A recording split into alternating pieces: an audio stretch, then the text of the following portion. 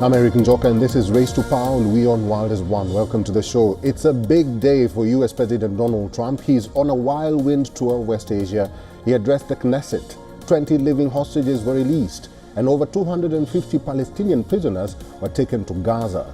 His final destination is at the Sharm el-Sheikh in Egypt for the Gaza summit and signing of the peace deal.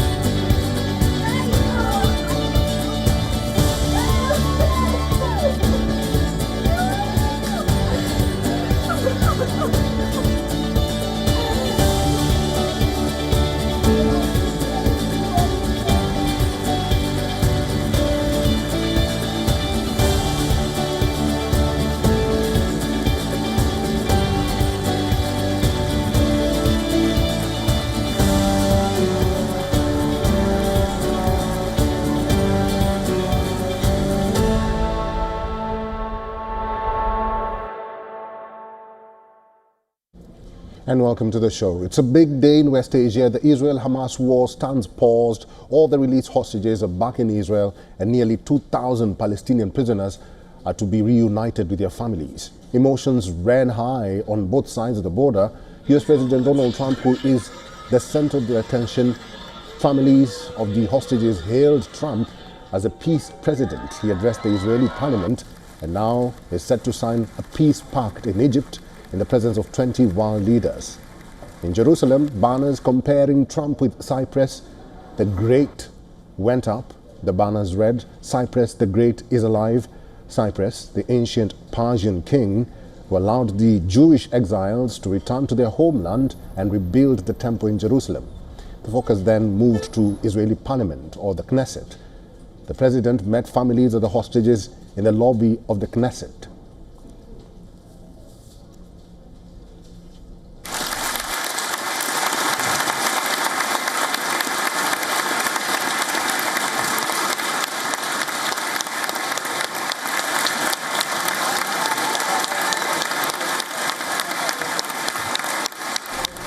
As he entered the parliament chamber, a 2.5-minute long standing ovation awaited him.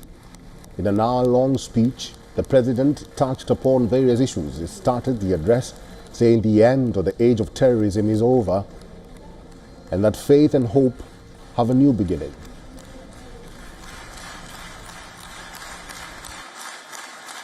This is not only the end of a war, this is the end of the age of terror and death and the beginning of the age of faith and hope and of God. Trump's speech was not all smooth sailing. A lawmaker raised slogans holding up a placard that said, "Recognize Palestine." Security guards swiftly grabbed him from his seat and escorted him out amid applause.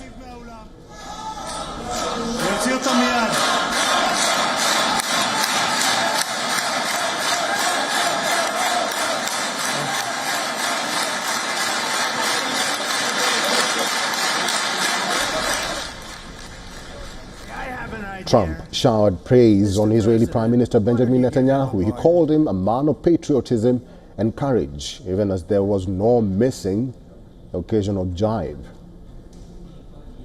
And he is not easy, I want to tell you. He's not the easiest guy to deal with, but that's what makes him great. Trump is in Egypt right now, where he will attend Middle East peace ceremony in Sharm el-Sheikh. Guarantors of the deal have assembled to solidify the backing. French President Emmanuel Macron, UK Prime Minister Keir Starmer, Turkish President Erdogan, Qatar's Emir Sheikh Tamim, Palestinian President Mahmoud Abbas are present at the event. Heads of state of Canada and Italy are also in Sharm el-Sheikh. Most conspicuously, both the Israeli Prime Minister and Hamas representatives will not be present at the event. Netanyahu was slated to attend, but his office said he will not fly to Egypt due to a Jewish holiday. Donald Trump, is pitching this peace deal as a major achievement. He claims to be delivering on the peace that he has been promising since his 2024 campaign. There is no refusing the fact that the US president has bagged a point, or a big point, in his peace push. And like I mentioned, President Trump is already in Egypt. As you can see there, he's disembarking from Air Force One, and he's supposed to head to the Gaza summit, where over 20 world leaders are waiting for him. He will chair this event alongside the Egyptian president Al-Sisi, who is there, as you can see on your screens.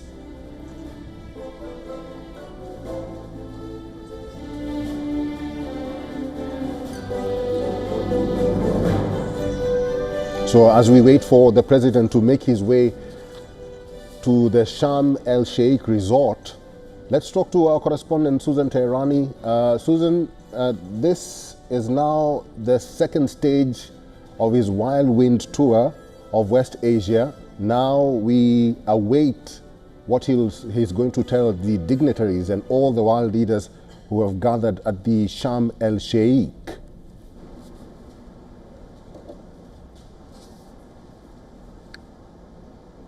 Yeah, Eric, I think it's safe to say that we really are watching history unfold. And this is something that in the last 20 some years of myself being a journalist, I haven't seen a summit like this. We've covered numerous Middle East peace summits, agreements, but this is significant. Now, regardless of what the outcome will be, we do know that there's going to be thorny issues in the next phase, notably whether or not Hamas will lay down its arms, who will control a future Palestinian state, if that's even viable, who will control Gaza, what countries will be involved. But nonetheless, the will that we are seeing right now from the international community to find a peaceful solution to the Middle East is something that has not been seen in decades. Perhaps the last glimmer of hope was that meeting between at Camp David, where President Clinton tried to broker peace with Yasser Arafat, and we saw how that turned out. So yes, there is a lot of cautious optimism. There is skepticism about the obstacles ahead, but President Trump seems to have managed to gather world leaders. And when I say the world, it is from around the world. It is European states and South Asian countries. India has sent representatives.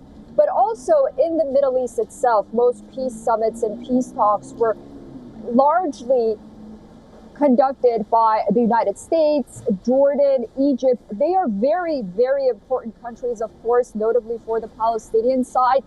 But we haven't really seen the other Gulf countries try to invest so much and come to the table to this extent to try to move ahead as the road ahead, so to say. You know, you have Qatar, you have Saudi Arabia, you have other countries, and that's what makes it significant that they want to be part of this reconstruction effort, this rebuilding effort, and these next phases. And for a lot of them, it's going to be very important who governs Gaza. There is that concern that Israel won't have a full-fledged sort of occupation of Gaza with Israeli forces there. Israel probably doesn't want that either, but that's a point of concern. And we're seeing representatives from the Palestinian Authority also being there, as you mentioned. Israel and Hamas, the two signatories to this deal, of course, won't be present at this table. Susan Teherani is our correspondent. She is in New York as we speak, and what you see on your screens, that is President Donald Trump inside his bist, alongside the Egyptian President Abdel Fattah al-Sisi, who will be co-hosting the Gaza summit. And there are some critics who are saying that this is just for optics.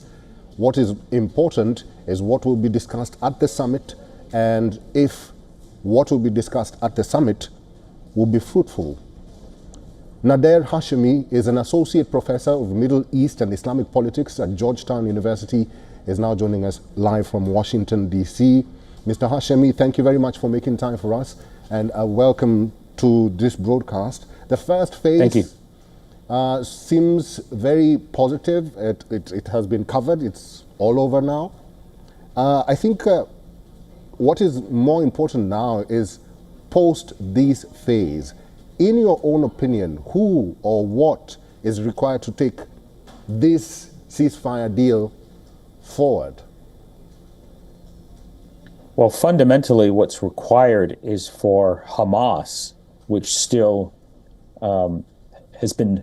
is still in power in Gaza, to agree to Donald Trump's 20-point plan. And they have not done that. All they've agreed to was phase one in exchange for humanitarian aid and a release of Palestinian prisoners, that they would release Israeli hostages. Mm-hmm. So what's required is more diplomacy, more political engagement, to get one of the key parties to this dispute, Hamas, to sign on to Donald Trump's peace plan.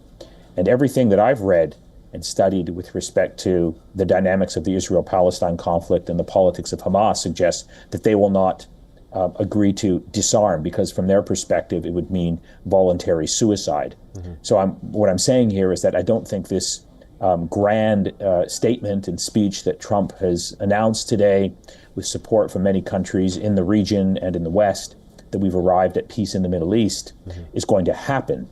I predict that roughly a few weeks from now, when all is said and done and the first phase is over, that we're going to see the restarting of the war in Gaza. And of course, it's going to be the Palestinians in Gaza who will pay the biggest price. Mr. Hashemi, stay with me. Susan Teherani is also with us. She's live in New York. Susan, there has been a lot of talk about what happens next, because there's some critics. I understand we've lost Susan. But Mr. Hashemi, coming back to you, there's some issues here, including the disarmament of Hamas and the withdrawal of Israel from these territories around Gaza. And we also have the governance of Gaza. These issues, how will they be handled going forward? Well, they're supposed to, if you look at Trump's plan, the governance of Gaza is supposed to take place under the authority and the leadership of an international trusteeship headed by Tony Blair, the former British Prime Minister. And he's supposed to provide the overall guidance for the future of Gaza. And there will be some Palestinian administrators who effectively will deal with local political issues such as garbage collection, sanitation, and healthcare. But all of that is predicated on the disarmament of Hamas and the insertion into Gaza of this international stabilization force comprised of Arab and Muslim countries who will go in to take over from Hamas, thus allowing for a new governance structure to emerge. That's what the plan calls for. I don't see it happening because Hamas is not willing to give up its arms. I don't see Arab and Muslim countries sending troops in to fight other Muslims in Gaza, effectively trying to do what Netanyahu was unable to accomplish, and that is to militarily defeat Hamas. So I don't see this going very far. And that's fundamentally because, despite all of this optimism that we all have about, a resolution of this conflict, the fundamental core aspect of the Israel-Palestine conflict has not been dealt with in Trump's peace plan. And that is the question of occupation. That is the question that one of the two parties into this conflict are still, not only are they denied their basic inalienable rights to statehood, but they are even denied the right to participate in a peace plan. Donald Trump's peace plan took place without any Palestinian any Palestinian input. Even the pro-American Palestinians in Ramallah, the one that the United States supports and wants to reform and hopes to bring back to Gaza, they weren't even consulted. So when you have a peace plan where one of the two parties to the conflict are not involved, have not provided any input, and it's the other side, the Israelis, who basically crafted the peace plan based on their own political and security interests, that's not a recipe for peace and stability. It's a recipe for more war. Dr. Hashemi, let's now focus on what your screen or what you're seeing on your screens right now, the optics of what is happening in Egypt. Over 20 world leaders have been invited for this Gaza summit. What do you derive from that number of world leaders being invited to this summit? And what do you think is Donald Trump's objective? Well, Donald Trump's objective primarily is to win a Nobel Peace Prize. He missed the last announcement. He's hoping for next year. Donald Trump loves the limelight. I mean, you recall when in his first term where he loved this 2 summit meetings that he had with the notorious dictator of North Korea. Donald Trump doesn't know much about the Israel-Palestine conflict. I'm willing to bet if he had to identify the Gaza Strip on a map, he couldn't do so. So this is a lot about Donald Trump's own ego. He loves the praise. He loves the adulation. All these other countries that are there, I think, are there largely to cater to Donald Trump because he's the president of the most powerful country in the world. So let me just cite one example. So Canada has sent its prime minister there, Mark Carney. Mark Carney is there, I think, primarily because there is a major crisis in Canada-U.S. relations related to massive tariffs that Donald Trump has imposed on Canada in violation to an existing economic agreement that Canada had with the United States. And he's trying to cater to Trump, hoping that Trump will lift those tariffs so the Canadian economy won't sink further into crisis mode. Right. This has very little to do with the dynamics of what a just resolution of the Israel-Palestine conflict should look like. And you can just note the complete absence of any reference to international law. There is no reference to international law. This is very much about a U.S. and Israeli plan being imposed on the Palestinians and other Arab dictators and Western leaders trying to cater and cozy up to Donald Trump, giving a stamp of approval to Donald Trump's plan. Dr. Hashemi, so what needs to happen now? And we're talking about Gaza because, okay, there's a peace deal that has been signed. It's going to be signed any moment from now. But moving on from what has happened in Gaza, 67,000 Palestinians have been killed. Over 2,000 Israelis have been killed in this war. What does Gaza need immediately? And how is Gaza going to get what it needs? Well, I'm glad you asked that question. Let's be clear.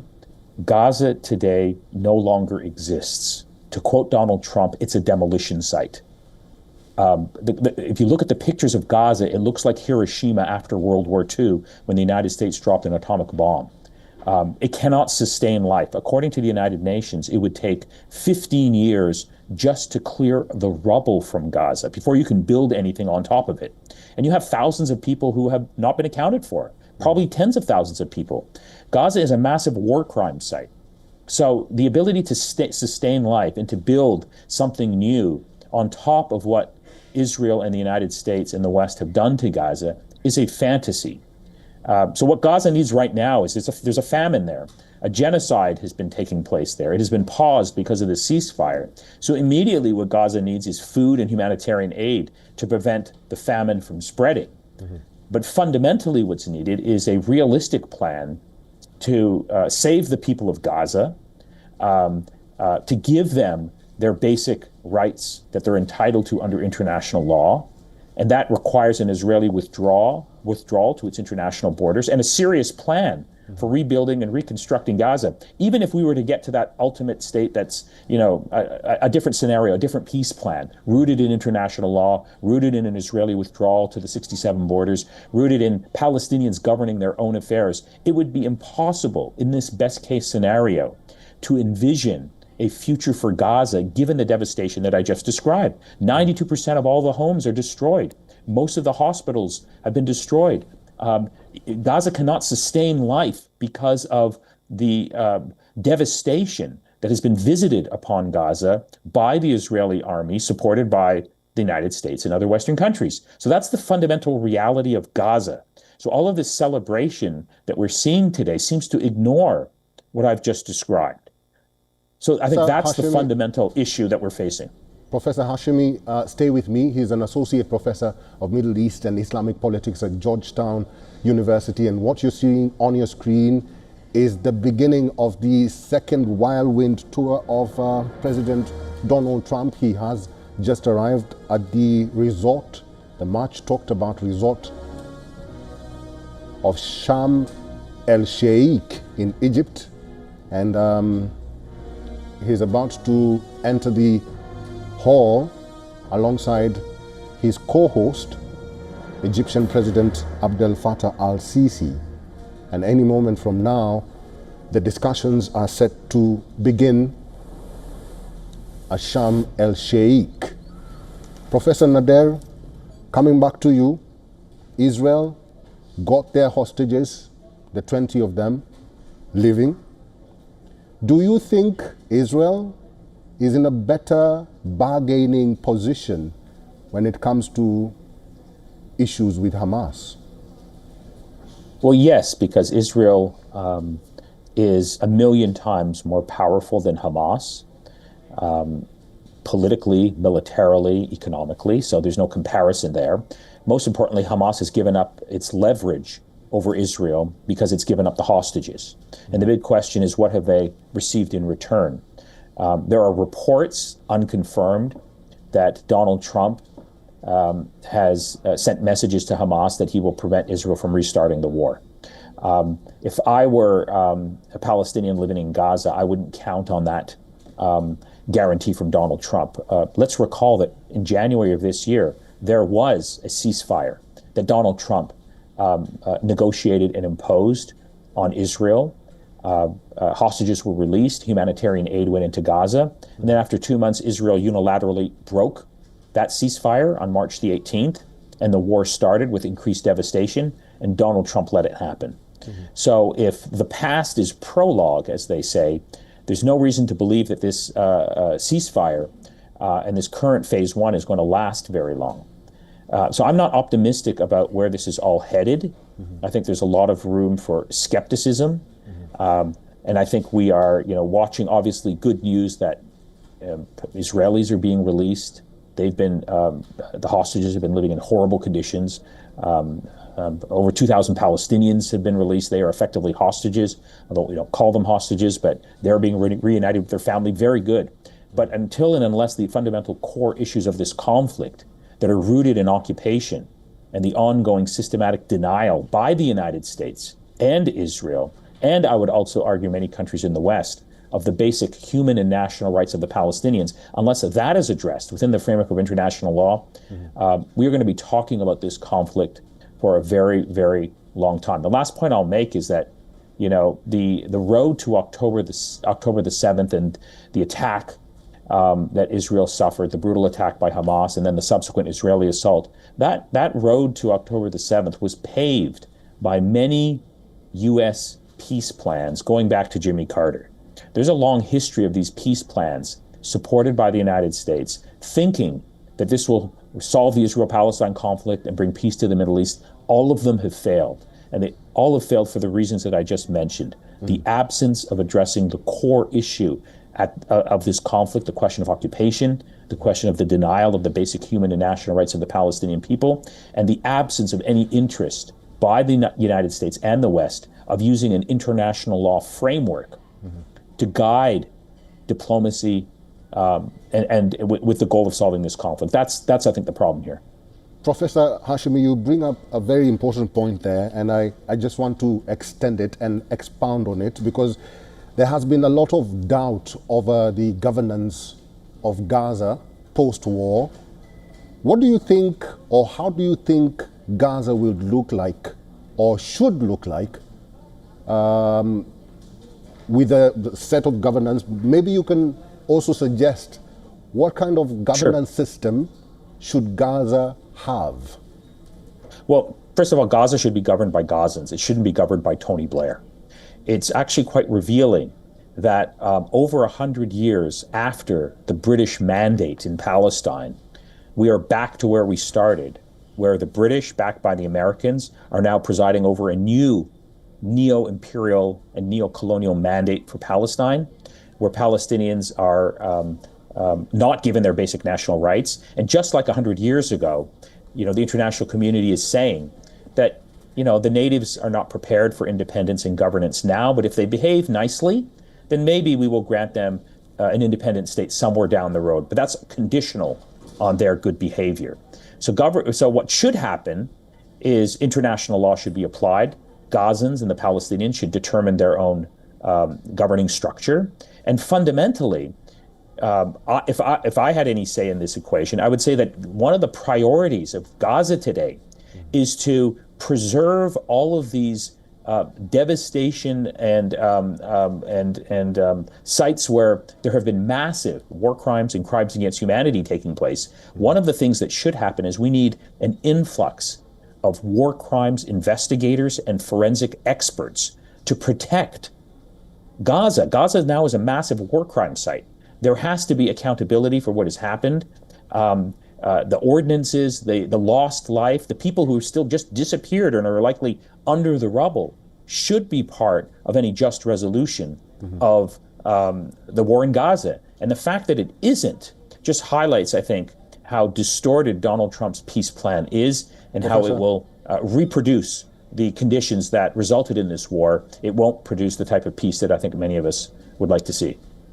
That's right, Professor. Professor Nader Hashemi, thank you very much for talking to us today on WION World is One. What you're seeing on your screens right now is live at the Sharm el-Sheikh in Egypt, where President Trump has just arrived. He is addressing the press. Let's just listen in. And now we're in a country where a friend of mine is a very powerful leader, and my friend is right here, the president.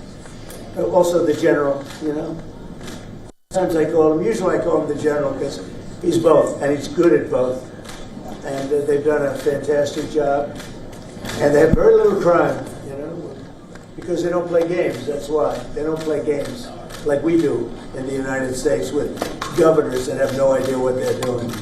But they don't have crime. I ask about crime and they almost don't even know what I'm talking about.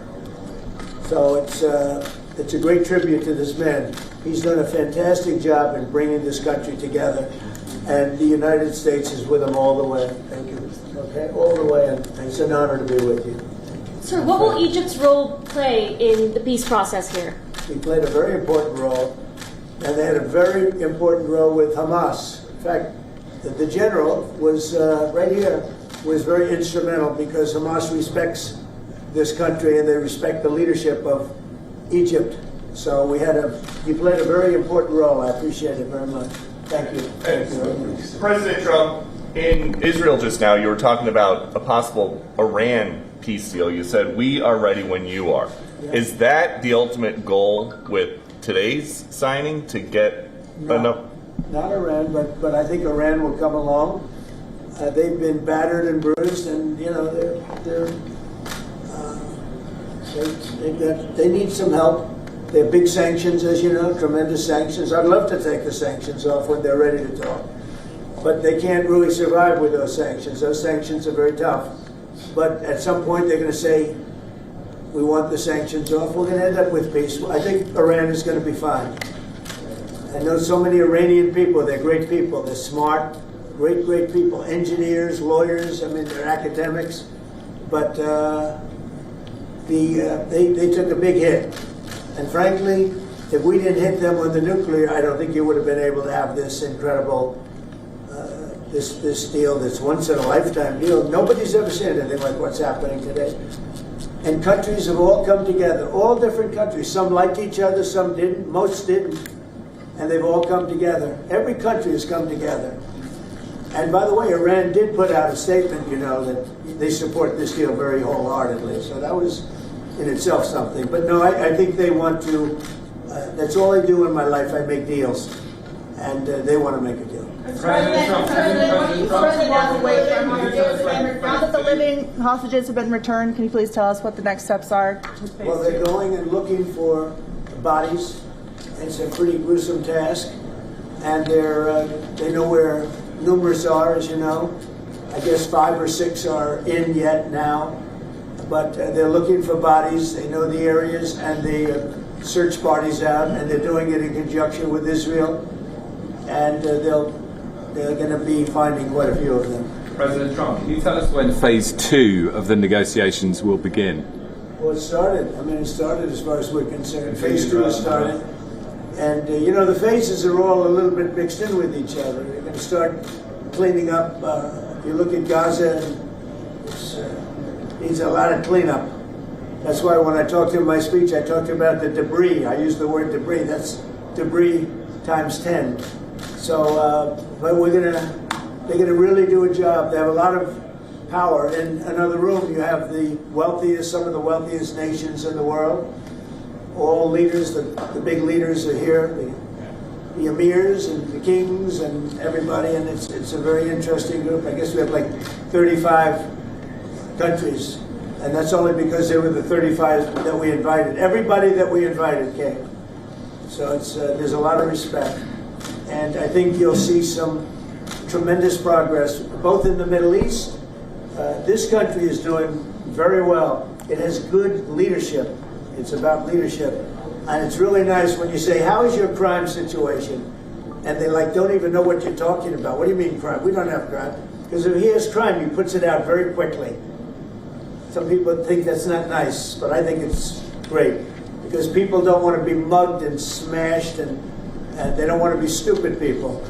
They have a place that is doing very well. We're very proud of him, because we knew each other from the beginning. The first time I met, it was in a hotel, and I was going to meet him, and then Hillary Clinton was following me. You remember? Hillary Clinton. And he liked me so much, he never even got to see Hillary. He saw her for about 2 seconds. But he didn't really want to waste a lot of time. He knew what was going to happen. But that was the first time we met, and we had a very good chemistry together. And it continues till today. So I want to thank you all very much. I appreciate the way you covered this really momentous, I've never seen anything like it. The level of love, the level of respect for what it is, and it's peace in the Middle East, and everybody said it's not possible to do, and it's going to happen, and it is happening. It's before your very eyes, and that's why it's become so fascinating. Marco, do you have anything to say? Egypt's been a phenomenal participant. I think both Steve and Jared will tell you the critical role they played, and they can tell you themselves. They hosted the talks here, and they're going to play a very important role now in the follow-up, the implementation of this, which is really, it's not simply about restoring Gaza, it is about transforming the region. So we have an incredible partner, a long alliance, very capable partner here, and a tremendous collection of leaders. This is clearly, in my mind, I think in the mind of everyone in this room, probably one of the most important days for world peace in 50 years. And that's not an exaggeration. Only 50? Maybe 100. Certainly since the end of World War II. Mr. Witkoff and Mr. Kushner, I'm curious, you played such an important role in the tactical negotiations here. What will your role be going forward as a lot more has to be brought to the table here? Oh, the minute we had inked the deal, Jared and I were already working on the implementation side of the deal. So we're dug in. We'll be here quite a bit. That's at the direction of the president. That's probably going to be one of the most important phases here. Jared is remarkable to work with. I talk about it all the time, and of course we both love working for the president. So it's feels like a very honorable job. Mr. President, would you like to say something with the interpreter? Yes. اسمحوا لي في البداية أن أنا أرحب بفخامة الرئيس. وأنا سعيد وكل شرف موجودة في شرم الشيخ مدينة السلام. يسمح لي فخامة الرئيس أن أنا اسمي وباسم كل المصريين ويمكن حتى لكل محبي السلام نوجه لك التحية والاحترام على تحقيق هذا الإنجاز الرائع والعظيم. Well, first of all, Your Excellency, I welcome you to Egypt. It's a great pleasure and an honor to have you with us here in the city of peace, Sharm el-Sheikh. Allow me also to extend, on behalf of all Egyptians and peace lovers around the world, salute, the appreciation, and the respect for this unprecedented and momentous accomplishment by your hands. أنا كنت متأكد فخامة الرئيس أنك الوحيد القادر على تحقيق هذا الإنجاز وإنهائه. I've been very confident that Your Excellency is the only one who's capable of bringing this about and bringing an end to this war. وأنا في خلال اتصالي بفخامة الرئيس ذكرت له ذلك بدقة. قلت له فخامة الرئيس أنت وحدك القادر على تحقيق السلام في منطقتنا. I even said that very precisely during my communication with Your Excellency, that you are the only one who is able to bring about peace and to achieve peace in this part. بشكرك فخامة الرئيس.